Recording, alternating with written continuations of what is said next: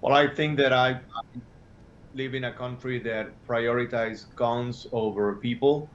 The gun industry has a lot of power and control over our politicians, and that's a very sad feeling considering that I lost my son less than 5 years ago under the same circumstances.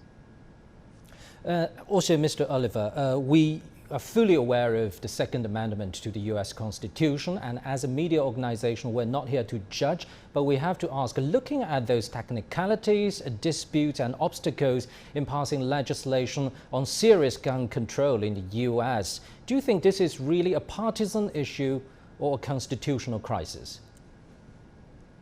It's both. We have a debate that it only happens in Congress and Senate. Actually, the civilians, the more than 300 million citizens that live here, we all know that we need better gun laws. We all agree that we need a universal background check. However, our politicians gave their soul to the gun industry and the gun lobby. So that's a huge barrier to fight against with. So what would you say is your approach to deal with this serious challenge? Well, I have to create different ways of approaching the problem. I believe that if you have tried something several times and it hasn't worked, then you need to try something different. I think that we need some pressure from the international community. We need some leaders from other countries pointing their fingers at us the same way that we do with them. So this is not an exception. We have showed that America is not willing to fix this because of personal interest. We also need, of course, to put some new laws and pass bills. And we also need, of course, to vote for politicians during the midterm election, politicians that are standing with us and that really prioritize our lives.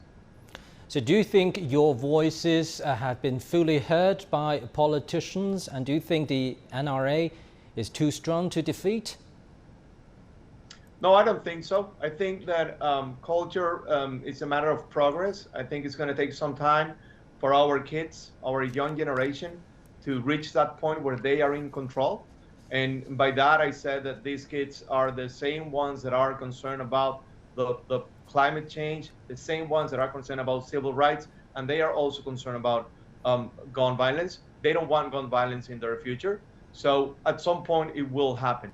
And the gun industry and the NRA will just be irrelevant.